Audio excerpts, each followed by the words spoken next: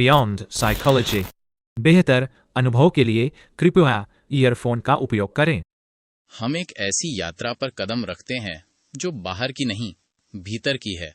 यहाँ शब्द किसी व्यवस्था को बचाने नहीं आते, बल्कि मनुष्य के भ्रम को उजागर करने आते हैं। मनुष्य के पास ग्रंथ बहुत हैं, पर अवक्र गीता जैसा ग्रंथ नहीं। वेद हैं, पर उनमें चमक नहीं, जैसे कोई सत्य हो पर धीमी रोशनी में रखा हो। उपनिषद हैं, पर वे फुसफुसाते हैं। श्री कृष्ण की गीता महान है, पर उसमें वो कठोर निर्भीकता नहीं जो अष्टावक्र के वचनों में दिखाई देती है। अष्टावक्र का स्वर अलग है, क्योंकि वो किसी को प्रसन्न करने के लिए नहीं उठा है। एक छोटा सा दृश्य सोचिए। एक बाजार है जहां हर दुकानदार ग्राहक की पसंद देखकर माल सजाता है। मसाले भी हैं, मिठास भी और कड़वाहट भी, सब कुछ मिला जुला। ये बाजार कृष्ण की गीता जैसा है। अब उसी बाजार से बाहर एक निर्जन स्थान है जहां केवल एक आईना रखा है, न सजावट न आग्रह, जो हो वही दिखे। ये अष्टवक्र हैं। वे समाज, राजनीति, धर्म, व्यवस्था किसी की परवाह नहीं करते।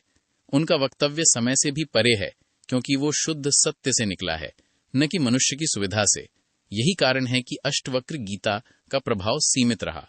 सत्य जब बिना समझौते के आता है तो वो भीड़ को आकर्षित नहीं करता। कृष्ण की गीता का प्रभाव व्यापक है, क्योंकि वो समन्वय का ग्रंथ है। वहां सत्य से अधिक महत्व संतुलन का है। अगर संतुलन के लिए सत्य का थोड़ा हिस्सा ढक भी जाए तो कोई आपत्ति नहीं। गीता एक खिचड़ी की तरह है, हर स्वाद थोड़ा थोड़ा मौजूद है। भक्त उसमें भक्ति पा लेता है, कर्मी कर्मयोग, ज्ञानी ज्ञान। हर कोई अपने अनुसार अर्थ निकाल सकता है। यहाँ अष्टवक्र बिल्कुल अलग खड़े हैं। वे समन्वयवादी नहीं, सत्यवादी हैं। उन्हें ये चिंता नहीं कि सुनने वाला समझेगा या नहीं यह कि बात कठोर लगेगी या असहज। उन्होंने सत्य को वैसा ही कहा जैसा वो है, न सजाया न नर्म किया। उनके यहां दो और दो हमेशा चार ही होते हैं। न कविता की गुंजाइश है न व्याख्या की। ये गणित की तरह निर्मम स्पष्टता है। गीता काव्यात्मक है, लचीली है, इसलिए उस पर हजारों टीकाएं लिखी गई, क्योंकि हर व्यक्ति उसमें अपने अहंग को बचाकर प्रवेश कर सकता है। अष्टावक्र के साथ ये संभव नहीं। वहां जाने के लिए अपने को छोड़ना पड़ता है, बिना शर्त। तुम अपने विचार, पहचान, विश्वास लेकर नहीं जा सकते। तुम पीछे छूटोगे, तभी आगे बढ़ोगे। यही सबसे असहज सत्य है। कृष्ण के साथ तुम जैसे हो वैसे रह सकते हो, अष्टावक्र के साथ तुम वैसे रह ही नहीं सकते। अब प्रश्न ये नहीं है कि कौन सा ग्रंथ श्रेष्ठ है। प्रश्न ये है, तुम सत्य चाहते हो या ऐसा सत्य जो तुम्हें बदले बिना स्वीकार कर ले। इसी कारण हर संप्रदाय ने कृष्ण की गीता पर अपनी अपनी टीका लिखी। शंकर ने लिखी, रामानुज ने लिखी, निम्बार्क ने, वल्लभ ने, सब ने। और आश्चर्य ये नहीं कि सब ने लिखी, आश्चर्य ये है कि सबको गीता में वही मिल गया जो वो पहले से मानते थे। जैसे कोई आदमी पहले ही निर्णय करके आता हो और फिर ग्रंथ में उसी की पुष्टि खोज लेता हो। कृष्ण के शब्द ऐसे हैं कि वो एक से अधिक अर्थ झेल लेते हैं। इसी अर्थ में उन्होंने काव्यात्मक कहा जा सकता है। कविता में अर्थ तय नहीं होता, देखने वाला जो लेकर आता है वही निकाल लेता है। एक दृश्य मन में लाओ। बारिश के बाद आकाश में बादल घिरे हैं। कोई कहता है देखो हाथी की सूंड बन गई है। कोई कहता है नहीं, मुझे तो गणेश जी दिखाई दे रहे हैं। कोई तीसरा हंसकर कह देता है तुम्हें कुछ भी दिखाई देता है, मुझे तो सिर्फ बादल दिख रहे हैं। बादल वही हैं, पर देखने वाला अपना अपना अर्थ आरोपित कर देता है। पश्चिम में मनोवैज्ञानिक इसी बात को परखने के लिए स्याही के धब्बों का प्रयोग करते हैं। कागज पर बिना सोचे स्याही उंडेल दी जाती है और व्यक्ति से पूछा जाता है क्या दिख रहा है। वहां कुछ भी नहीं होता, सिर्फ धब्बे होते हैं। लेकिन देखने वाला जरूर कुछ न कुछ देख लेता है। जो वह देखता है वह कागज पर नहीं, उसके मन में होता है। यही रोजमर्रा के जीवन में भी होता है। दीवार पर बारिश की लकीरें पड़ जाती हैं। कभी चेहरा दिखता है, कभी जानवर। रात के अंधेरे में टंगा हुआ कपड़ा भूत बन जाता है। जो भीतर डर है वही बाहर दिखाई देता है। कृष्ण की गीता भी ऐसी ही है। तुम्हारे भीतर जो है वही उसमें उभर आता है। इसलिए शंकर को ज्ञान दिखाई देता है, रामानुज को भक्ति, तिलक को कर्म, और सब संतुष्ट होकर लौट जाते हैं, ये मानकर कि कृष्ण तो वही कह रहे हैं जो हम पहले से मानते हैं। इमर्सन ने एक बार लिखा कि उनका एक पड़ोसी प्लेटो की किताबें पढ़ने ले गया। कुछ दिन बाद जब किताबें लौटीं तो इमर्सन ने पूछा, कैसी लगी? उस आदमी ने कहा, ठीक ही हैं। प्लेटो के विचार मेरे जैसे ही हैं। कई बार तो मुझे लगा कि इस आदमी को मेरे विचार कैसे पता चल गए। प्लेटो 2000 साल पहले हुआ और यह आदमी सोच रहा है कि शायद उसने मेरे विचार चुरा लिए हों। कृष्ण को पढ़ते समय भी ऐसा ही भ्रम बार बार होता। हर युग, हर व्यक्ति उन्हें अपने जैसा मान लेता है। इसलिए सदियों से गीता पर टीकाएं चलती आ रही हैं। हर सदी अपना अर्थ खोज लेती है। अष्टावक्र यहां बिल्कुल अलग खड़े हैं। उनकी गीता में तुम अपना अर्थ नहीं खोज सकते। वहां जाने के लिए अपने को छोड़ना पड़ता है। तुम अपनी धारणाएं, अपनी सुविधा, अपना मन साथ नहीं ले जा सकते। तभी अष्टावक्र स्पष्ट होते हैं। उनका संदेश एकदम सीधा है, उसमें तुम्हारी व्याख्या घुस ही नहीं सकती। इसलिए अष्टवक्र पर टीकाएं नहीं लिखी गई, लिखी ही नहीं जा सकती। ना तो तोड़ने का अवसर है, ना मरोड़ने की जगह। शब्द ऐसे रखे गए हैं कि सदियां बीत गईं, पर कोई उनमें कुछ जोड़ नहीं पाया, कुछ घटा नहीं पाया। ऐसा वक्तव्य देना बहुत कठिन होता है। शब्दों के साथ इतनी कठोर ईमानदारी विरल है। इसलिए कहा जा रहा है कि ये एक अनूठी यात्रा है। अष्टावक्र में राजनेताओं की कोई रुचि नहीं, न तिलक की, न अरविंद की, न गांधी की, न विनोबा की, क्योंकि वहां अपना खेल खेलने की गुंजाइश नहीं है। देशभक्ति भड़कानी हो, कर्म का ज्वार उठाना हो, कृष्ण की गीता सहयोगी बन जाती है, अष्टावक्र नहीं बनते।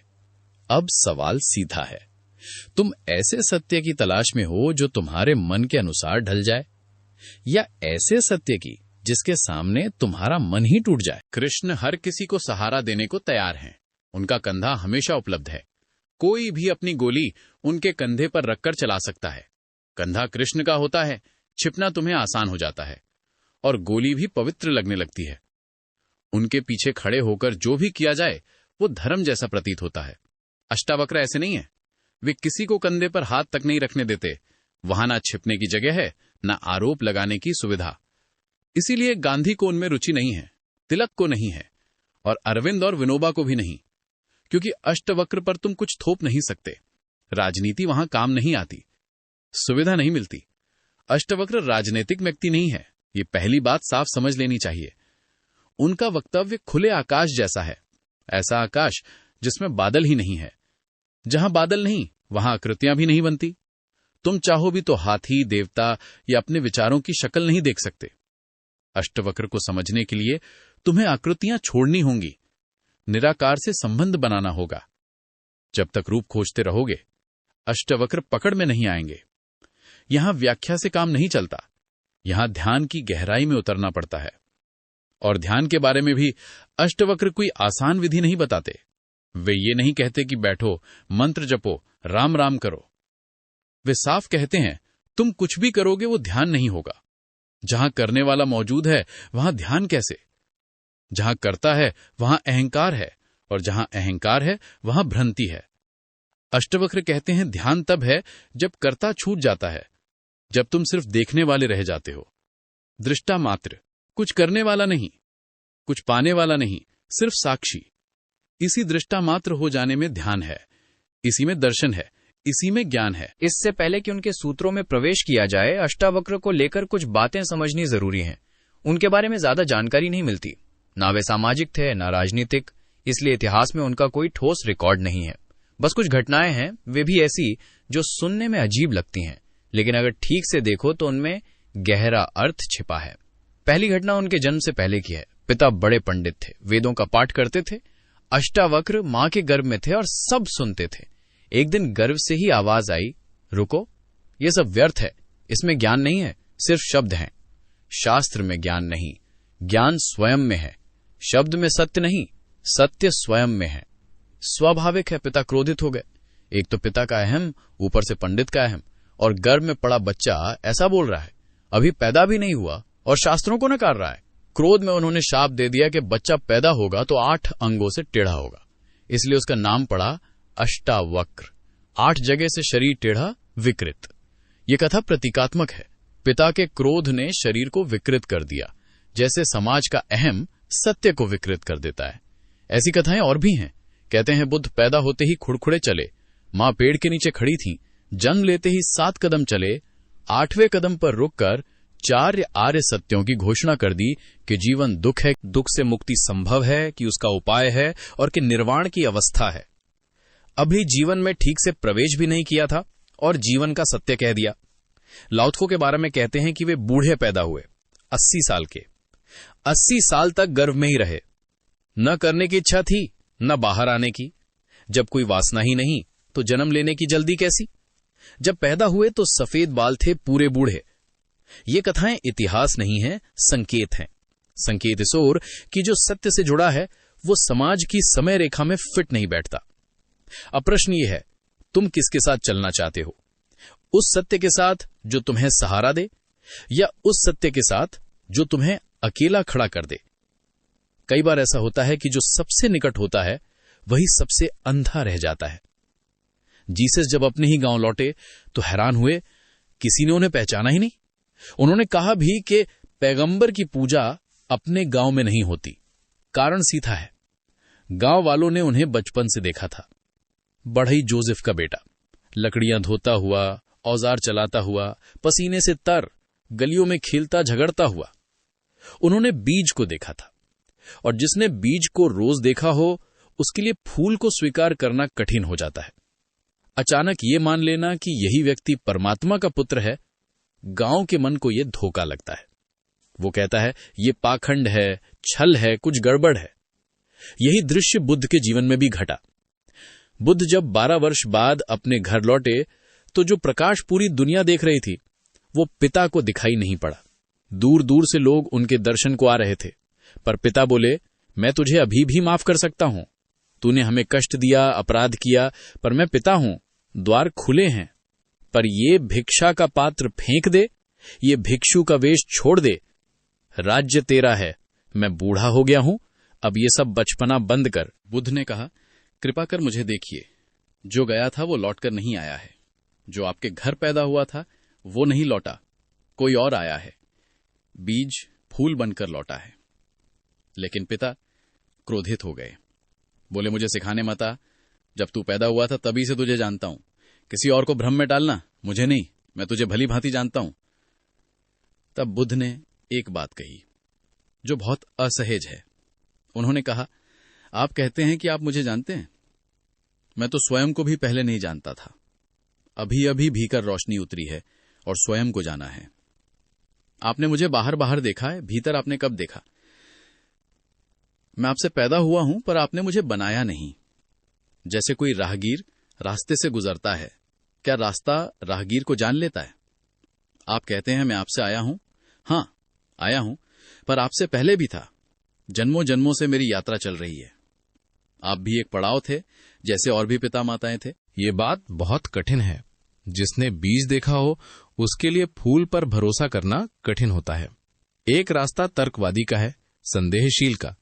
वो कहता है, हम बीज को जानते हैं, इसलिए फूल असंभव है। हम कीचड़ को जानते हैं, इसलिए कमल असंभव है।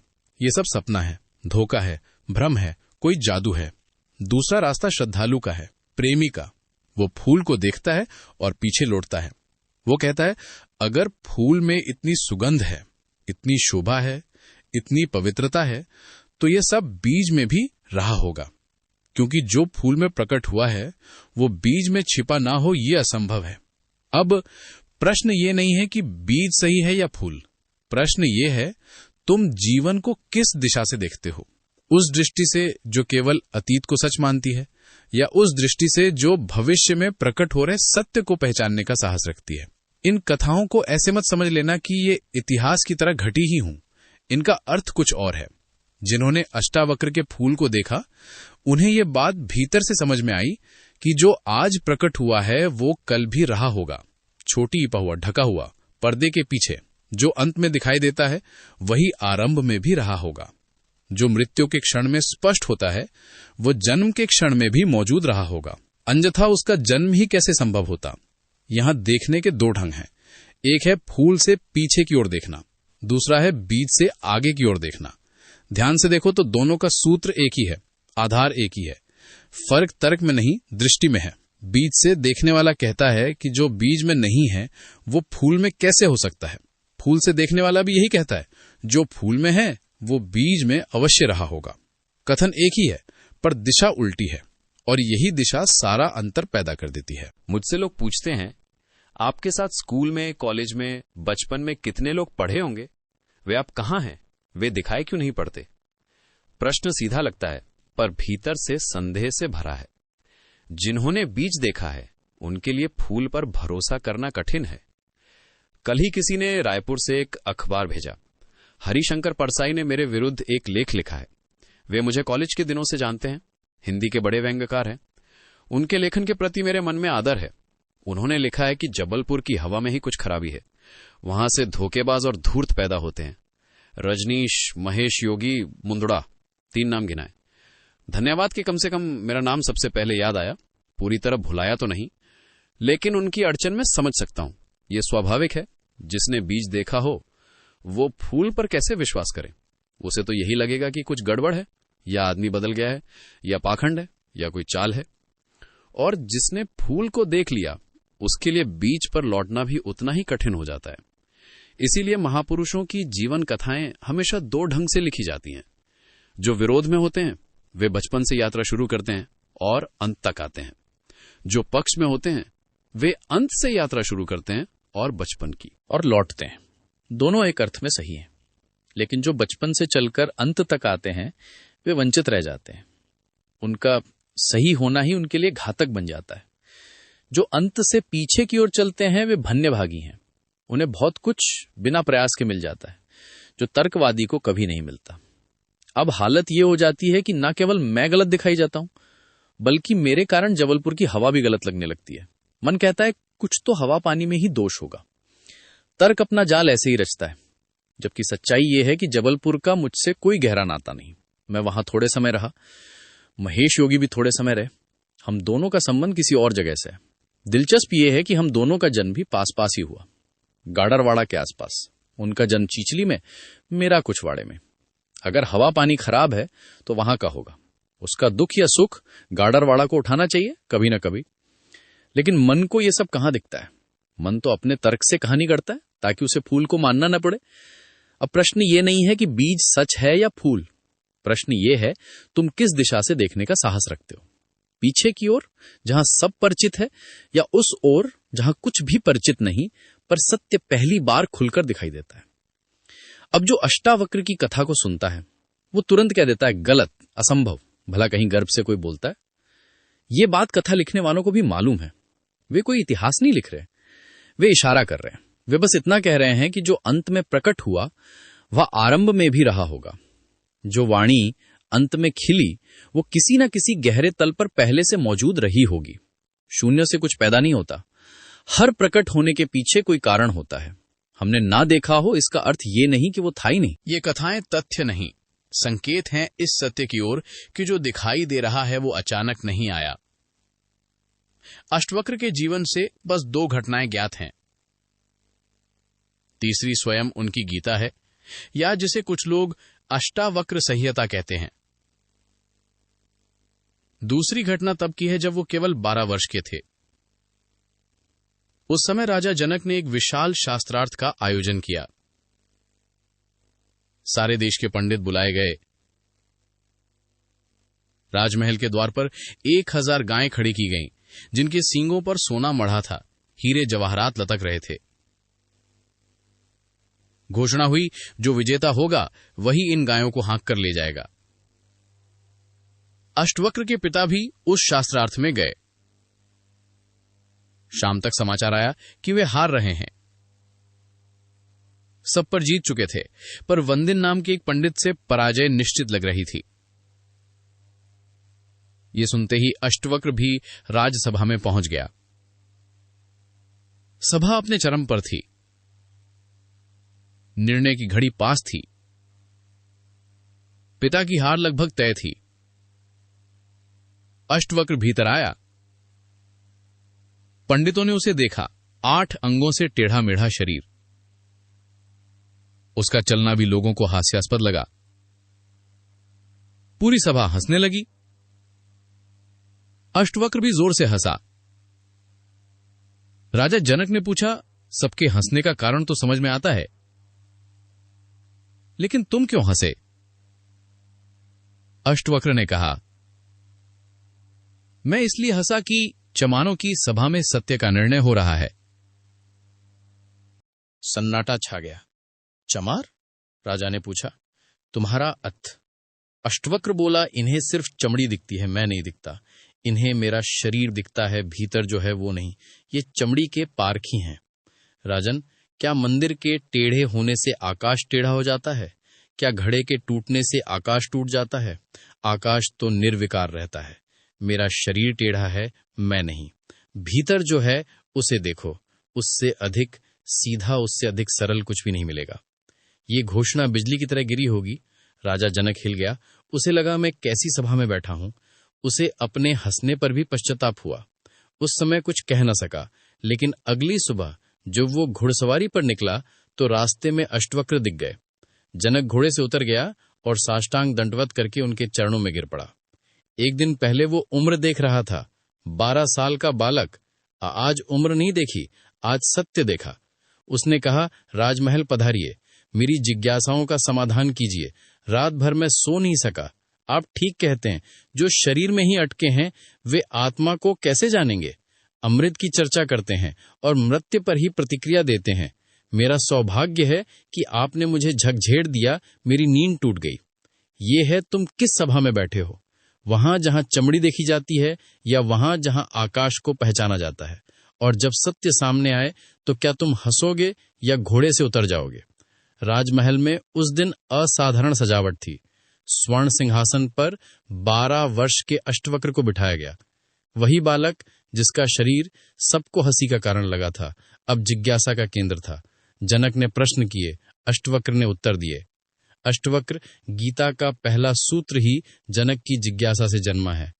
इसके अतिरिक्त अष्टवक्र के जीवन के बारे में कुछ विशेष ज्ञात नहीं है और अधिक जानने की आवश्यकता भी नहीं। हीरे बहुत नहीं होते, कंकड़ पत्थर ही बहुत होते हैं। एक हीरा भी पर्याप्त होता है। ये 2 घटनाएं ही काफी हैं।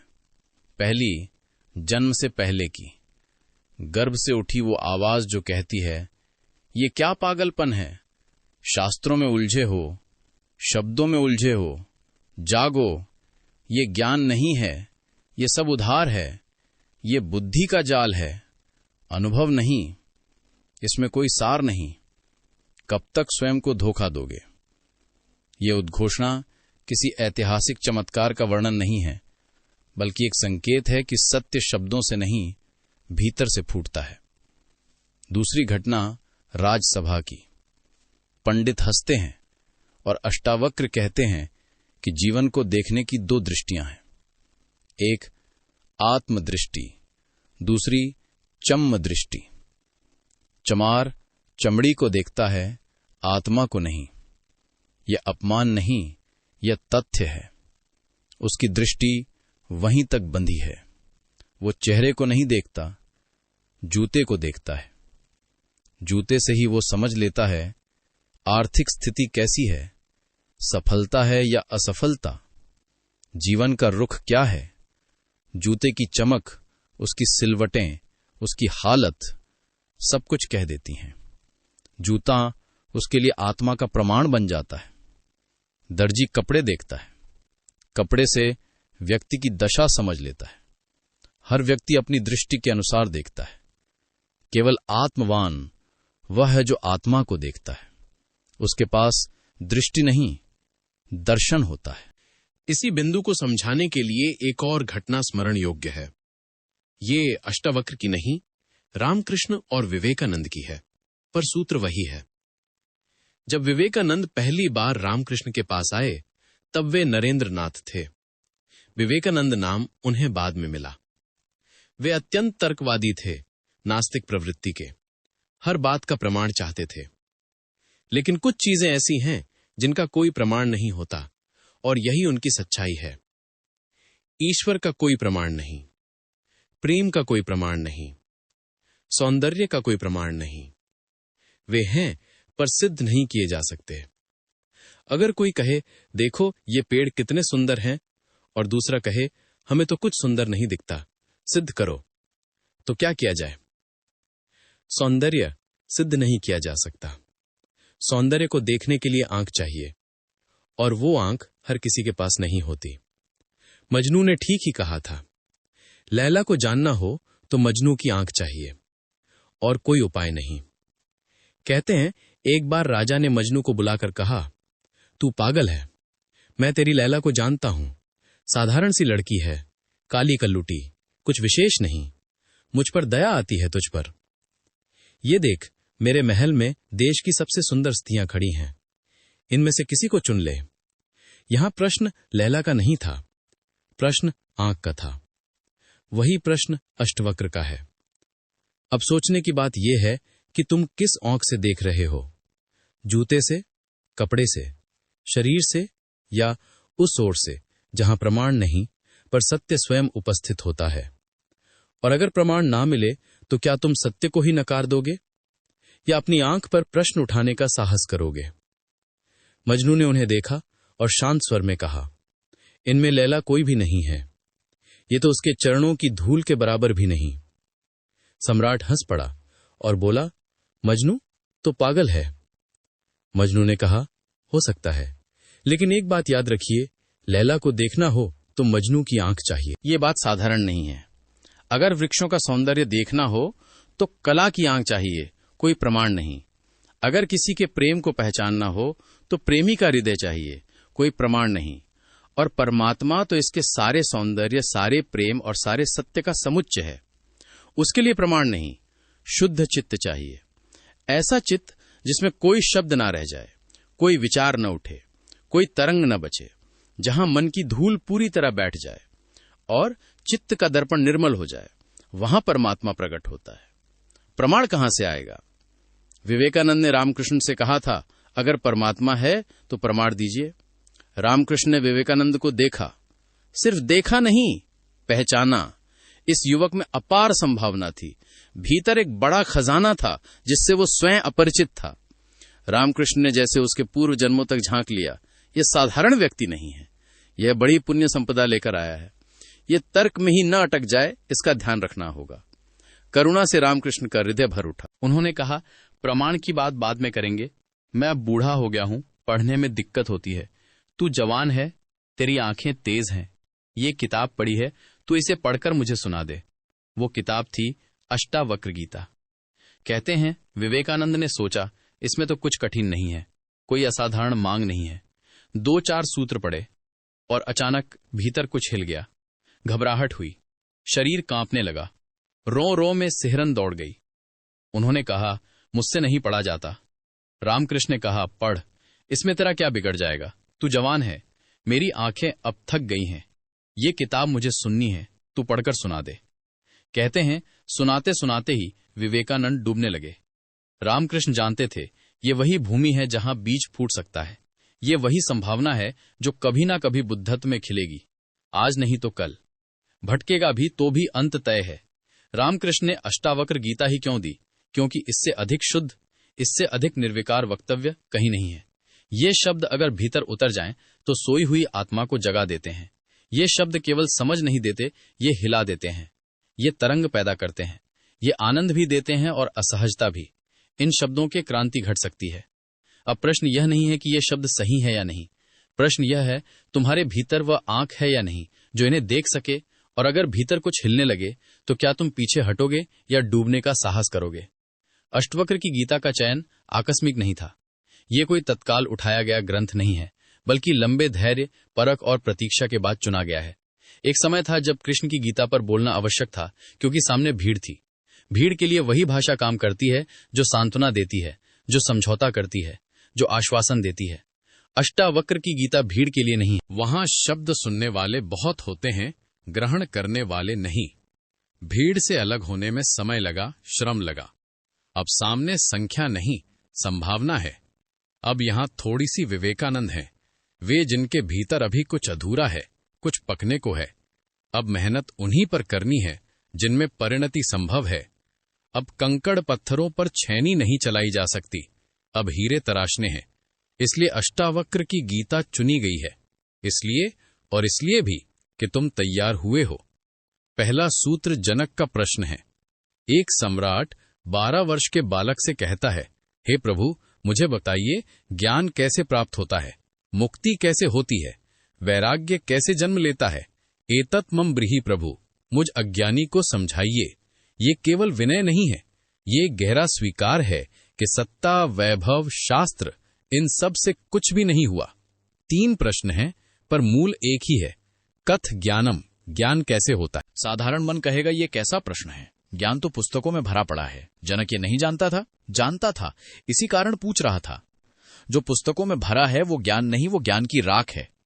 जब कभी ज्ञान की ज्योति जलती है तो पीछे राख छूटती है, वही राख बाद में शास्त्र बनती है। वेद राख हैं, कभी जलते हुए अंगारे थे। किसी ऋषि ने उन्हें अपनी आत्मा में जलाया था, बाद में वही अनुभव ठंडा पड़ा, शब्द बन गया, संग्रह बन गया, व्यवस्था बन गया। जैसे मनुष्य मर जाता है तो उसकी राख को हम फूल कहते हैं। जीवन में जिसे फूल की तरह कभी देखा नहीं, मरने पर उसकी हड्डियों को सहेजते हैं और कहते हैं फूल लाए हैं। यही मनुष्य जीवित बुद्ध के साथ करता है। जब बुद्ध सामने होता है वो असुविधा बन जाता है, वो सपने तोड़ता है। वो कहता है जिसे तुम जीत समझ रहे हो वो हार है, जिसे तुम अर्थ समझ रहे हो वो शून्य है, और ये समय ठीक नहीं लगता। अभी तो स्वप्न जमने लगे हैं, अभी तो तीर निशाने पर लगने लगे हैं। ऐसे में यह आदमी आकर कहता है सब असार है, तब क्रोध आता है। लेकिन जब वही बुद्ध मर जाता है तब उसकी राख पूज्य हो जाती है, तब धम्म पद बनता है, तब वेद बनते हैं, तब फूल चढ़ते हैं। जनक ये जानता था, इसीलिए उसने नहीं पूछा क्या जानना है, उसने पूछा ज्ञान कैसे होता है, क्योंकि जानना बहुत हो सकता है और ज्ञान बिल्कुल नहीं हो सकता। शास्त्र कंठस्थ हो सकते हैं, स्मृति पर वेद छप सकते हैं, और फिर भी भीतर अंधेरा वैसा ही रह सकता है। फिर दूसरा कथ मुक्त, क्योंकि जिसे हम सामान्यतः ज्ञान कहते हैं वो बांधता है, अहंकार को मजबूत करता है। पंडित मुक्त नहीं दिखता, वो और अधिक बंधा हुआ दिखता है। मुक्ति की बातें करता है, पर उसकी आंखों में भय है, उसकी चाल में असुरक्षा है, उसके जीवन में 1000 गतियां हैं। जिस ज्ञान से मुक्ति न हो वो ज्ञान नहीं। जीसस का कथन सीधा है, सत्य वही है जो मुक्त करे, यही कसौटी है। और तीसरा प्रश्न वैराग्य, क्योंकि बिना वैराग्य के न ज्ञान टिकता है न मुक्ति संभव होती है। लेकिन वैराग्य भी अभ्यास से नहीं आता, वो उपजता है जब भ्रम टूटता है। अब प्रश्न ये नहीं है कि जनक क्या पूछ रहा है, प्रश्न ये है कि तुम भी तो वही नहीं पूछ रहे, बस शब्द बदलकर। और अगर सचमुच पूछ रहे हो तो क्या तुम उत्तर सुनने के लिए तैयार हो या केवल और राख इकट्ठी करने के लिए? कभी ध्यान से देखो, जिन्हें तुम संत कहते हो वे अक्सर तुमसे भी अधिक बंधे दिखाई देते हैं। तुम शायद थोड़ी बहुत स्वतंत्रता जी भी लेते हो, वे उससे भी वंचित लगते हैं। उनके उठने बैठने में सहजता नहीं, उनके में स्वच्छंदता नहीं, वे लकीरों के कैदी हैं।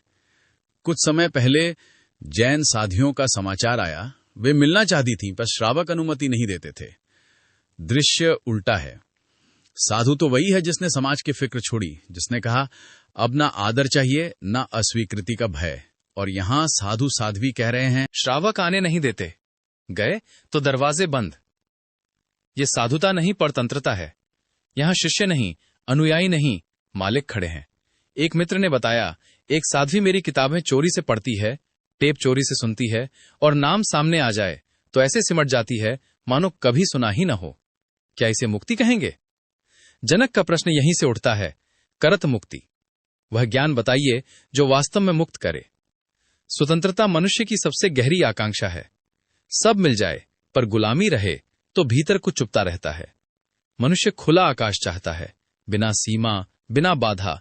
यही आकांक्षा परमात्मा की आकांक्षा है, यही मोक्ष है। मोक्ष शब्द का संगीत अनूठा है। ऐसी स्वतंत्रता जिस पर कोई बंधन न हो, इतनी शुद्ध कि सीमा का नाम भी न रहे। इसलिए जनक पूछता है, मुक्ति किसे होती है, वैराग्य कैसे जन्म लेता है? हे प्रभु, मुझे स्पष्ट करके कहिए। अष्टावक्र ने उत्तर देने से पहले जनक को देखा होगा। गुरु का पहला काम यही है, प्रश्न नहीं, प्रश्न के स्रोत को देखना। उत्तर तभी सार्थक होता है जब यह स्पष्ट हो कि पूछा क्यों गया है। सद्गुरु प्रश्न का नहीं, पूछने वाले का उत्तर देता है। शब्दों के पीछे छिपी आकांक्षा यही निर्णायक है। दुनिया में 4 प्रकार के लोग हैं, ज्ञानी, मुमुक्षु, अज्ञानी, मूढ़भाव और 4 प्रकार की जिज्ञासाएं। ज्ञानी की जिज्ञासा निशब्द होती है, कहें तो जिज्ञासा रहती ही नहीं, वह पहुंच चुका है, चित्त विश्राम में है। इसका अर्थ यह नहीं कि वह सीखना छोड़ देता है, उल्टे वह बच्चे सा सरल हो जाता है, सदा सीखने को तत्पर, पर किसी बंधन के बिना। अब प्रश्न तुमसे है, तुम जो पूछ रहे हो क्या वो स्वतंत्रता की पुकार है या केवल नई लकीर की तलाश? और अगर उत्तर तुम्हें बंधन से बाहर बुलाए तो क्या तुम जाने का साहस रखोगे? जब सीखना बोझ नहीं रहता बल्कि श्रास जैसा सहज हो जाता है, तब एक विचित्र बात घटती है। सीखने की भूख और तीव्र हो जाती है। जितना अधिक जान लेते हो उतना ही भीतर एक खालीपन खुलता चला जाता है जो और जानने को बुलाता है। जैसे जैसे सरलता और निष्कपटता बढ़ती है वैसे वैसे द्वार खुलते जाते हैं। तब हवाएं बिना दस्तक भीतर आती हैं। सूर्य को बुलाना नहीं पड़ता, और यदि परमात्मा निकट आए तो वो तुम्हें तैयार पाता है। किसी आयोजन में नहीं, किसी प्रतीक्षा में नहीं, बल्कि स्वाभाविक खुलेपन में। इसे समझाने के लिए एक साधारण सी छवि पर्याप्त है। मान लो एक पात्र है जो पहले से भरा हुआ है, उसमें कुछ और डाला नहीं जा सकता। दूसरा पात्र खाली है, जो भी आता है उसी का हो जाता है। ज्ञानी पहला नहीं, दूसरा पात्र है। वो ज्ञान जमा नहीं करता, वो केवल जानने की क्षमता को उपलब्ध होता है। ये अंतर सूक्ष्म है पर निर्णायक है। ज्ञानी का अर्थ संग्रह करता नहीं है। ज्ञानी का अर्थ है जिसके पास कोई पूर्व ढांचा नहीं, कोई पक्षपात नहीं, कोई पर्दा नहीं। वो जानने के लिए तैयार नहीं होता, वो खुला होता है। इसलिए ज्ञानी वास्तव में ध्यानी है। अष्टावक्र ने जनक को देखते समय यही परखा होगा। प्रश्न शब्दों में था, इसीलिए स्पष्ट था कि जनक अभी उस मौन तक नहीं पहुंचा है जहां प्रश्न अपने आप गल जाते हैं। यदि पहुंचा होता तो जिज्ञासा निशब्द होती। बुद्ध के जीवन की एक घटना इसी सत्य को बिना तर्क के प्रकट कर देती है। एक घुमक्कड़ साधु आया और बोला, मेरे पास पूछने योग्य शब्द नहीं है। मैं यह भी नहीं जानता कि क्या पूछना है। आप जानते हैं, जो मेरे लिए आवश्यक हो कह दें। ये कोई तर्क नहीं था, कोई मांग नहीं थी, ये एक समर्पण था। बुद्ध चुप रहे, बहुत देर तक कुछ भी नहीं कहा, और उसी मौन में कुछ घटा। वो साधु बैठा रहा, देखता रहा, और फिर उसकी आंखों से आंसू बहने लगे। उसने चरणों में झुककर धन्यवाद दिया और चला गया। नाश्ता हुआ, जैसे कोई भीतर से मुक्त हो गया हो। आनंद हैरान था। उसने पूछा, आपने कुछ कहा नहीं, फिर उसने सुना कैसे? और हम जो वर्षों से आपके साथ हैं, हमें ये क्यों नहीं मिलता? बुद्ध का उत्तर सरल था पर असुविधाजनक। जितना तुम ले सकते हो उतना ही मिलता है। मौन भी उसी के लिए बोलता है जो उसे सुनने की क्षमता रखता है। शब्दों की अधिकता अवसर उस क्षमता को ढक देती है। अब प्रश्न तुम्हारी ओर लौटता है, तुम जो सीख रहे हो, क्या वो तुम्हें खाली कर रहा है या भरता चला जा रहा है? और यदि किसी दिन उत्तर शब्दों में ना आए, केवल मौन में उतरे, तो क्या तुम उसे पहचान सकोगे? कभी कभी समझ शब्दों से नहीं, संकेत से उतरती है। बुद्ध ने आनंद से सीधे सिद्धांत की बात नहीं की, उन्होंने घोड़े की बात की, क्योंकि आनंद का हृदय वहीं खुलता था। आनंद क्षत्रिय था, घुड़सवारी उसका शौक नहीं, उसका स्वभाव थी। बुद्ध जानते थे जिसे जहां से चोट लगे वही रास्ता चुना जाता है। उन्होंने कहा, घोड़े 4 तरह के होते हैं। कुछ ऐसे कि चाहे जितना मारो टस से मस नहीं होते। मार उन्हें कठोर नहीं करता, जिद्दी बना देता है। वे हठ में खड़े रहते हैं, जैसे कह रहे हो अब देखेंगे कौन टूटता है। फिर दूसरे प्रकार के घोड़े होते हैं, मारो तो चलते हैं, न मारो तो रुक जाते हैं। बेहतर हैं पर अब भी बाहरी दबाव पर निर्भर हैं। तीसरे प्रकार के घोड़े और सूक्ष्म हैं, उन्हें मारना नहीं पड़ता, बस कोड़े की आवाज काफी होती है। और फिर चौथे प्रकार के घोड़े होते हैं, सबसे कुलीन, जिन्हें कोड़े की छाया ही काफी होती है, न आवाज न चोट, संकेत ही पर्याप्त है। बुद्ध ने कहा, वह साधु ऐसा ही घोड़ा था, छाया ने काम कर दिया। यही बात अष्टावक्र ने भी देखी होगी। जब कोई प्रश्न करता है तो प्रश्न से अधिक महत्वपूर्ण प्रश्न करता होता है। कई बार तुम्हें भी लगता होगा कि जो तुमने पूछा नहीं था वही उत्तर मिल गया, और कभी कभी ऐसा भी लगता होगा कि प्रश्न टाल दिया गया, लेकिन टाला नहीं जाता, गहराई में सुना जाता है। क्योंकि मनुष्य खुद नहीं जानता कि वह क्यों पूछ रहा है। पूछना केवल बहाना होता है, असली जरूरत कहीं और होती है। अष्टवक्र ने जनक को देखा होगा गौर से, बिना जल्दबाजी के। यह व्यक्ति ज्ञानी नहीं है, क्योंकि ज्ञानी की जिज्ञासा मौन होती है, लेकिन अज्ञानी भी नहीं है, क्योंकि अज्ञानी झुकना नहीं जानता। अज्ञानी पूछता है तो परीक्षा लेने के लिए पूछता है, यह देखने के लिए कि सामने वाला गलत कैसे है। जनक ने तो 12 वर्ष एक परिचित बालक के चरणों में झुककर कहा था, हे प्रभु, मुझे समझाइए, यह विनय अज्ञान से नहीं आता। क्या वह मूढ़ है? नहीं, मूढ़ तो पूछता ही नहीं। मूढ़ को पता ही नहीं होता कि जीवन में कोई समस्या है। मूढ़ और बुद्ध पुरुष में यही विचित्र समानता है, दोनों को समस्या नहीं दिखती। फर्क इतना है कि बुद्ध पुरुष समस्या के पार जा चुका है और मूढ़ अभी समस्या के भीतर उतरा ही नहीं। मूढ़ पूछता है तो यह पूछता है कि बंधन कैसे और मजबूत हों, जीवन कैसे और लंबा खिंचे, सुख कैसे टिके, ज्ञान, मुक्ति, वैराग्य, ये प्रश्न मूढ़ के मन में उठते ही नहीं। तो जनक न मूढ़ है, न अज्ञानी, न ज्ञानी, वह मुमुक्षु है। इस शब्द को ठीक से समझना जरूरी है। मुमुक्षु वह है जिसके भीतर मोक्ष की आकांक्षा जाग चुकी है, लेकिन जो अभी पहुंचा नहीं है, जो मोक्ष से पीठ नहीं किए खड़ा है और मोक्ष के बारे में धारणाओं से भी बंधा नहीं है। उसकी जिज्ञासा साफ है, न हट से दूषित, न कल्पनाओं से विकृत। वह पूछता है क्योंकि भीतर कुछ सच्चा खटखटा रहा है। इसीलिए अष्टावक्र का उत्तर सीधा था, बिना सजावट, बिना सांत्वना के। उन्होंने कहा, हे प्रिय, यदि तू मुक्ति चाहता है तो विषयों को विष की तरह छोड़ दे और क्षमा, सरलता, करुणा, संतोष और सत्य को अमृत की तरह अपनाए। यह कोई नैतिक उपदेश नहीं था, यह एक दिशा संकेत था उस घोड़े के लिए जिसे कोड़े की छाया ही पर्याप्त होती है।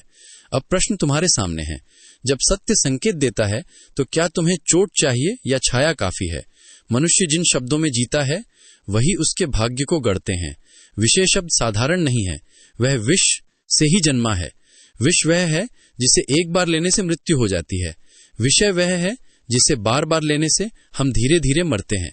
यही फर्क है अचानक मृत्यु और क्रमिक मृत्यु का। और मनुष्य ने क्रमिक मृत्यु को ही जीवन समझ लिया है।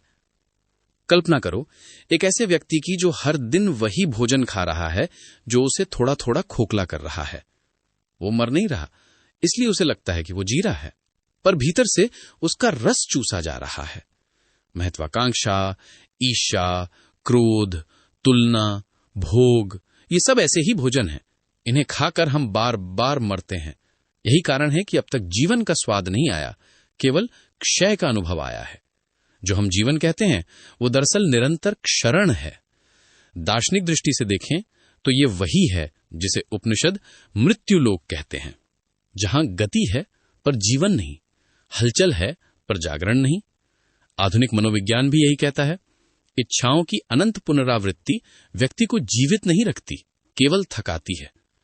पर अष्टावक्र यहां कोई सिद्धांत नहीं गढ़ रहे, वे सीधा अनुभव बता रहे हैं। वे कहते हैं, विषय छिद्रों की तरह है। जैसे छेद वाला घड़ा कुएं में डूबा हो तो भरा लगता है, पर बाहर आते ही शोर के साथ खाली होने लगता है। शोर को हम जीवन समझ लेते हैं, गिरते पानी को, ऊर्जा के रिसाव को हम जीवितता मान लेते हैं। पर जब घड़ा हाथ में आता है तो पता चलता है अंदर कुछ भी नहीं बचा। यही जन्म से मृत्यु तक की यात्रा है। जन्म का पहला दिन ही क्षय का पहला दिन है। हर वर्ष जिसे हम जन्मदिन कहते हैं वह दरअसल एक और मृत्यु दिन है। ये बात कठोर है, पर इससे बचा नहीं जा सकता। हम जीवन को उस आधार पर परिभाषित कर रहे हैं जो हमसे दूर जा रहा है, न कि उस पर जो हमारे निकट आ रहा है। यह उल्टा गणित है। मृत्यु पास आती है और हम कहते हैं हम जी रहे हैं। यही पृष्ठभूमि है अष्टावक्र के वाक्य की। वे कहते हैं, यदि तुम मुक्ति चाहता है तो विषयों को विष की तरह छोड़ दे। यहां छोड़ देना नैतिक त्याग नहीं है, यह बोध है। जैसे कोई व्यक्ति समझ ले कि यह भोजन जहर है तो उसे छोड़ने के लिए संकल्प नहीं चाहिए, केवल समझ चाहिए। और फिर वे 5 अमृत बताते हैं, क्षमा, आर्जव, दया, संतोष और सत्य। ये गुण नहीं, ये जीवन रस हैं। क्रोध ऊर्जा को जलाता है, क्षमा ऊर्जा को लौटाती है, कुटिलता भीतर तनाव पैदा करती है, आर्जव मन को हल्का करता है, क्रूरता आत्मा को सिकोड़ती है, दया विस्तार देती है, असंतोष कैंसर की तरफ फैलता है, संतोष वह स्वास्थ्य है जिसमें कुछ जोड़ना नहीं पड़ता, सत्य क्योंकि झूठ में जीवन टिक नहीं सकता, संतोष को अवसर गलत समझा जाता है, वह ऊपर से थोपा हुआ समझौता नहीं है, वह गहरी दृष्टि है। जब तुम सच में देखते हो तो पाते हो कि जो मिला है वह हमेशा आवश्यकता से अधिक था। कमी चाह में थी, जीवन में नहीं। तुम्हारी चाह बीज थी, जीवन उसकी फसल। जो तुम चाहते रहे वही तुम पाते रहे, चाहे उसका नाम तुमने कुछ और रखा। ये असुविधाजनक है, क्योंकि इसका अर्थ यह है कि जीवन ने तुम्हें धोखा नहीं दिया, तुमने अपने शब्दों से अपने भविष्य को बुलाया। अब प्रश्न ये नहीं है कि विषय छोड़ने चाहिए या नहीं। प्रश्न ये है, क्या तुम अब भी उसी चीज को जीवन कह रहे हो जो अब तक तुम्हें केवल धीरे धीरे मारती रही है? जब मन किसी लक्ष्य की ओर दौड़ता है तो अक्सर वो ये नहीं देख पाता कि वो किससे भाग रहा है। सफलता की चाह साधारण आकांक्षा नहीं है, वो भीतर छिपे हुए भय की गवाही है। जिसने सफलता चाही उसने पहले ही विफलता को स्वीकार कर लिया है। वो उससे डर गया है, उसी डर से बचने के लिए वो सफलता का नाम लेता है, पर डर साथ चलता है। हर कदम पर, हर प्रयास में विफलता की छाया बनी रहती है। रास्ता सफलता का नहीं होता, रास्ता विफलता की स्मृतियों और आशंकाओं का होता है। और जो भाव निरंतर जिया जाता है वही अंततः मूर्त रूप ले लेता है। एक आदमी की कल्पना करो जो हर परीक्षा में यह सोचकर बैठता है कि कहीं मैं फेल ना हो जाऊं। वो पास होने आया है, पर उसका पूरा चित्र फेल होने में उलझा है। हाथ कांपते हैं, स्मृति धुंधली हो जाती है। बात वह कहता है, मैं तो पास होना चाहता था, पर भीतर उसने हर क्षण असफलता का ही अभ्यास किया। बीज वही था, फसल वही आई। लाओ त्सु का वाक्य यहीं चुपता है। जो सफलता चाहता है वह विफलता को बुला लेता है। यह विरोधाभास नहीं है, यह मनोविज्ञान है। अगर सचमुच सफलता चाहिए तो सफलता की चाह छोड़ दो, तब कोई तुम्हें विफल नहीं कर सकता, क्योंकि अब हारने के लिए कुछ बचा ही नहीं। जीत हार वहीं संभव है जहां इच्छा जकड़ी हो। यही गणित सम्मान पर भी लागू होता है। जो सम्मान चाहता है वह पहले से अपने भीतर अपमानित है। भीतर एक शून्य है, एक हीनता है, जिसे वह दूसरों की तालियों से भरना चाहता है। सम्मान की मांग इस बात का स्वीकार है कि मैं स्वयं को मूल्यवान नहीं मानता, इसलिए दूसरे मुझे मूल्य दें। यह भिक्षा है, और जितनी भिक्षा मांगी जाएगी आत्म अपमान उतना ही गहरा होगा। एक व्यक्ति मंच पर खड़ा है तालियों की प्रतीक्षा में, तालियां न बजें तो वह टूट जाता है। इसका अर्थ यह नहीं कि लोग क्रूर हैं, इसका अर्थ यह है कि उसका आत्म मूल्य बाहर टंगा हुआ है। वह अपना प्रमाण पत्र दूसरों के हाथ में पकड़ा चुका है। लाओ त्सु कहता है, मेरा कोई अपमान नहीं कर सकता, क्योंकि मैं सम्मान चाहता ही नहीं। यह अहंकार नहीं है, यह आत्मस्थिरता है। जिसे जीत की भूख नहीं, उसे हराया कैसे जाए? जिसे सम्मान की प्यास नहीं, उसे अपमानित कैसे किया जाए? दुनिया में अजीब नियम है। सम्मान उन्हें मिलता है जिन्होंने उसे चाहा नहीं। सफलता उन्हें मिलती है जिन्होंने उसे लक्ष्य नहीं बनाया, क्योंकि जिन्होंने नहीं चाहा उन्होंने भीतर स्वीकार कर लिया कि जो है वही पर्याप्त है। यहां अष्टावक्र का संतोष उभरता है। संतोष कोई नैतिक उपदेश नहीं है, न ही परिस्थितियों से समझौता। वह देखने की कला है। आंख खोलकर देखना कि जो मिला है वह कम नहीं था, कमी चाह में थी। जीवन ने कभी कंजूसी नहीं की, मन ने कभी तृप्ति नहीं सीखी। जो तुम चाहते रहे वही तुम्हें मिला, बस तुमने चाह को सुंदर शब्दों में छिपा लिया। और अंत में सत्य असत्य। असत्य के साथ जीने वाला व्यक्ति धीरे धीरे स्वयं असत्य हो जाता है। उसके संबंध जड़ खो देते हैं, उसकी जड़ें धरती से टूट जाती हैं। अस्तित्व से जुड़ने का केवल एक ही सेतु है, प्रामाणिकता।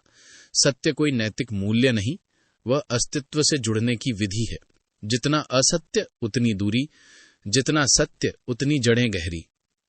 अब प्रश्न यह नहीं है कि सफलता, सम्मान या सत्य सही है या नहीं। प्रश्न यह है, क्या तुम अब भी वही चाह रहे हो जो अब तक तुम्हें अपने ही भीतर से काटता रहा है, या तुम पहली बार देखने का साहस करोगे कि तुम्हें पहले से ही क्या दिया जा चुका है। कभी कभी कोई वाक्य इतना सीधा उतरता है कि वह समझ में नहीं बल्कि मौन में गिरता है। अष्टावक्र की वाणी वैसी ही है। वे भूमिका नहीं बांधते, मन को तैयार नहीं करते, क्रम नहीं रचते। जैसे कोई अचानक आईना सामने रख दे और कह दे, देखो, न पृथ्वी, न जल, न वायु, न आकाश। ये कोई दार्शनिक वर्गीकरण नहीं, ये एक सीधा विस्मरण है उस सब का जिसे हम अब तक मैं कहते आए हैं। कल्पना करो, एक व्यक्ति नदी के किनारे बैठा है, पानी बह रहा है। वो कहता है, ये नदी मैं नहीं हूं। फिर वो अपने शरीर की ओर देखता है। थकान है, दर्द है, श्वास चल रही है। वो देखता है, ये भी मैं नहीं हूं। अचानक एक अजीब शांति उतरती है, क्योंकि जो देख रहा है वो किसी बहती हुई चीज में बंधा नहीं है। वही देखने वाला शेष रह जाता है, न गति में न रूप में, सिर्फ साक्षी। यही साक्षी अष्टावक्र का केंद्रीय सूत्र है। मन कुछ करना चाहता है, सुधारना चाहता है, बदलना चाहता है। अष्टावक्र कहते हैं, कुछ मत करो, बस देखो। जो हो रहा है उसे होने दो। ये देह पंच तत्वों की संरचना है, मिट्टी, जल, अग्नि, वायु, आकाश। पर तुम वो दीपक हो जिसमें ये सब प्रकाशित हो रहे हैं। जैसे कमरे में रखे फर्नीचर से प्रकाश अलग होता है, वैसे ही देह से चैतन्य अलग है। ये भेद बौद्धिक नहीं, प्रत्यक्ष है। बचपन आया और गया, मन ने उसे देखा। जवानी आई और गई, तुमने उसे देखा। अब बुढ़ापा आ रहा है, तुम उसे भी देख रहे हो। जो देखा या वो तुम नहीं हो सकते। जो देखने वाला है वही शेष है। यही तर्क उपनिषदों में है, यही आधुनिक न्यूरोसाइंस में ऑब्जर्विंग सेल्फ के रूप में उभरता है। पर अष्टावक्र इसे किसी सिद्धांत की तरह नहीं, एक तत्काल पहचान की तरह रखते हैं। यही उनका साहस खड़ा हो जाता है। पतंजलि कहते हैं, अभ्यास करो, समय लगेगा। महावीर कहते हैं, संयम करो, जन्म लगेंगे। अष्टावक्र कहते हैं, अधुनैव, अभी, इसी क्षण। कोई तैयारी नहीं, कोई यात्रा नहीं, बस एक दृष्टि का पलटना। अगर इस क्षण यह स्पष्ट हो जाए कि मैं कत्ता नहीं, भोगता नहीं, केवल दृष्टा हूं, तो बंधन टूट चुका है। यह बात असुविधाजनक है, क्योंकि यह साधना की सारी लंबी यात्राओं को व्यर्थ कर देती है। यह अहंकार के हर बहाने को छीन लेती है। अब तुम ये नहीं कह सकते कि मैं अभी तैयार नहीं हूं। अष्टावक्र कहते हैं, तैयारी देह की होती है, चैतन्य की नहीं। अब प्रश्न ये नहीं है कि यह सिद्धांत सही है या नहीं। प्रश्न ये है, जिस सबको तुम अब तक मैं कहते रहे, क्या तुमने कभी रुककर ये देखा कि वो सब आता जाता रहा और जो देखता रहा वो कौन है? कभी जीवन को ध्यान से देखा जाए तो अनुभव होता है कि हम ठहरते कहीं नहीं। सब कुछ ठहरता हुआ लगता है, पर बदलता रहता है। बचपन एक पड़ाव है, जवानी दूसरा, बुढ़ापा तीसरा। हम इन पड़ावों से गुजरते हैं जैसे कोई यात्री स्टेशन बदलता है। फिर भी आश्चर्य ये है कि हम अवसर स्टेशन को ही अपना नाम दे बैठते हैं, मानो यात्रा भूल गई हो। कल्पना करो, एक यात्री ट्रेन में बैठा है, पूना आता है, उतरता नहीं, देखता है। मनमाड़ आता है, फिर देखता है। स्टेशन बदलते रहते हैं, पर यात्री वही रहता है। वो कभी ये नहीं कहता कि मैं पूना हूं या मैं मनमाड़ हूं। वो जानता है ये स्थान है, मैं देखने वाला हूं। ठीक यही क्रम जीवन में घटता है। बचपन आया, गया, जवानी आई, जा रही है, बुढ़ापा आ रहा है, लेकिन जो इन सब को देख रहा है वो इनसे अछूता है, वही दृष्टा है। अष्टावक्र इसी बिंदु पर चोट करते हैं। जो हो रहा है उसे देखने वाले को अलग कर लो। देह में जो घट रहा है, मन में जो उठ रहा है, समय में जो बदल रहा है, सब दृश्य हैं। तुम दृश्य नहीं, साक्षी हो। और ये कोई अभ्यास नहीं, कोई तकनीक नहीं। यहां लाओत्सु की अक्रिय का ही दूसरा नाम है विश्राम। करने को कुछ नहीं है, क्योंकि जिसे पाना है वो कभी खोया ही नहीं गया। इसीलिए ध्यान कैसे करें, डिग्री, ये प्रश्न ही चूक से भरा है। करना वहीं जरूरी होता है जहां कुछ अभाव हो। यहां अभाव नहीं, केवल भूल है। जैसे कोई व्यक्ति अपनी ही आंखें खोजता फिर रहा हो। जितना अधिक करेगा उतना ही थकेगा। थककर जब सब छोड़ देगा तभी विश्राम घटेगा। ध्यान का अंतिम अर्थ यही है, होने में ठहर जाना, कर्ता को ढीला छोड़ देना। यह बात आधुनिक मनोविज्ञान में भी प्रतिध्वनित होती है। जब धैर्य शांत होता है तभी वी यिंग प्रकट होता है। पर अष्टावक्र इसे किसी प्रक्रिया की परवाह नहीं रखते। वे कहते हैं, अधुनैव, अभी, इसी क्षण। क्योंकि परमात्मा कहीं बाहर नहीं, दौड़ने वाले और करने वाले के भीतर ही छिपा है। जब दौड़ सुरकी, जब करना छूटा, वही प्रकट हो जाता है। यहीं से उनकी क्रांति और गहरी हो जाती है। वे कहते हैं, तू न ब्राह्मण है, न क्षत्रिय, न शूद्र, न तू किसी आश्रम का है। ये सब सामाजिक लेबल हैं, स्टेशन के नाम है। तू वो यात्री है जो इन सब से होकर गुजरता है। असंग, निराकार, सबका साक्षी, यह कथन केवल आध्यात्मिक नहीं बल्कि सामाजिक और धार्मिक सत्ता की जड़ों पर प्रहार है। पहचान के सारे ढांचे गिर जाते हैं। अब प्रश्न शेष नहीं रहता कि मुक्ति कैसे मिलेगी। प्रश्न ये बन जाता है, जिस पहचान को तुम रोज धोते हो, नाम, भूमिका, वर्ण, आश्रम, उम्र, क्या तुमने कभी ईमानदारी से देखा है कि वो बदलती रही और फिर भी तुम रहे? अगर तुम साक्षी हो तो तुम किस बंधन में हो, और अगर बंधन में हो तो देखने वाला कौन है? कभी ऐसा लगता है कि सत्य सबसे असहज तब होता है जब वो किसी का नहीं रहता। मनुष्य सहज ही उसी को अपनाता है जिस पर दावा किया जा सके, जिसके चारों ओर पहचान की दीवार खड़ी की जा सके। लेकिन कुछ वचन ऐसे होते हैं जो हर दीवार को गिरा देते हैं, और तभी वे सचमुच मूल्यवान हो जाते हैं। कल्पना करो एक ऐसे आकाश की जिसके नीचे सब चलते हैं, हिंदू, मुसलमान, ईसाई, पर आकाश किसी का नहीं होता। कोई ये नहीं कह सकता कि यह नीला विस्तार मेरा है। अष्टावक्र की गीता वैसी ही है। वो किसी मंदिर में बंद नहीं हो सकती, किसी ग्रंथ सूची की संपत्ति नहीं बन सकती। अगर उनके समय में किए नाम होते तो वे उतनी ही निर्भीकता से कहते, तू हिंदू है, न मुसलमान, न ईसाई। इसलिए अष्टावक्र पर कोई झंडा नहीं गाड़ सकता। वे हर दावेदारी का निषेध हैं। यह निषेध नकारात्मक नहीं बल्कि सत्य की सीधी घोषणा है। असंग और निराकार तू सबका साक्षी है। ये कोई आश्वासन नहीं कि जानने के बाद सुख मिलेगा। अष्टावक्र की भाषा में भविष्य नहीं है। वे कहते हैं, ऐसा जानकर अभी इसी क्षण सुखी हो। यहां होगा नहीं, हो है। यहां अंतर सूक्ष्म है पर निर्णायक। जनक के प्रश्न कैसे मुक्ति होगी, कैसे ज्ञान होगा, का उत्तर किसी विधि में नहीं, समय के भ्रम को तोड़ने में है। मन को ये असहा लगता है। मन कहता है, इतनी बड़ी बात अभी कैसे घट सकती है? तैयारी चाहिए, अभ्यास चाहिए, क्रम चाहिए। जैसे दुकान खुलती है, जैसे डिग्री मिलती है, सब कुछ समय मांगता है। लेकिन अष्टावक्र एक भेद स्पष्ट करते हैं। संसार की हर रचना क्रम से होती है, पर परमात्मा कोई रचना नहीं है। वह घटने की प्रतीक्षा में नहीं, पहले से घटित है। वह ऐसा है जैसे सूरज, आंख खोलो या न खोलो वो निकल चुका है। ये बात उपनिषदों की क्षणिक बोध की परंपरा से भी जुड़ती है और आधुनिक मनोविज्ञान की उस अंतर्दृष्टि से भी, जहां जागरूकता किसी अभ्यास का परिणाम नहीं बल्कि एक शिफ्ट होती है, देखने की दिशा बदल जाती है। भविष्य पर टालना मन की सबसे पुरानी चाल है।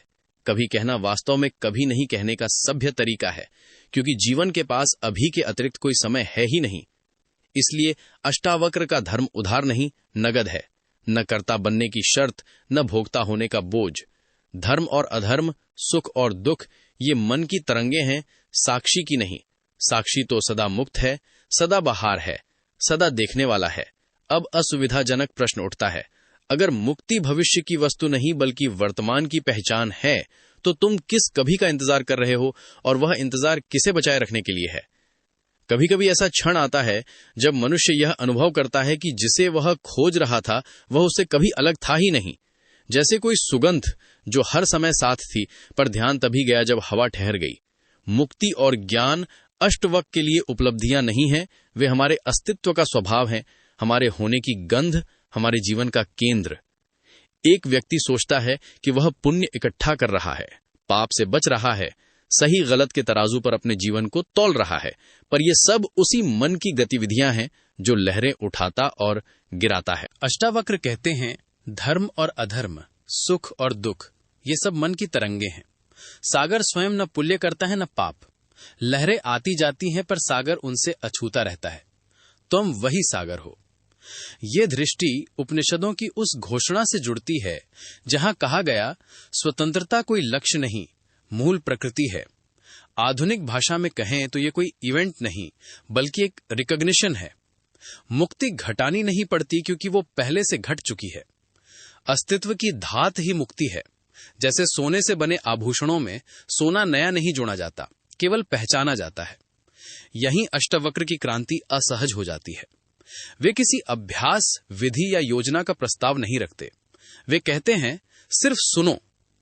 करने की भूख छोड़कर, भविष्य की चिंता त्याग कर विश्राम में सुनो। महावीर का श्रावक इसी को कहता है, जो सुनते सुनते मुक्त हो जाए। जो न हो सका उसे कुछ करना पड़ा। वह घोड़ा था जिसे कोड़े की छाया पर्याप्ति न थी। ये बात कठोर है क्योंकि ये मन की अंतिम शरण भी छीन लेती है। यहां न सीढ़ियां हैं न क्रमिक प्रगति। ये एक छलांग है, क्वांटम छलांग।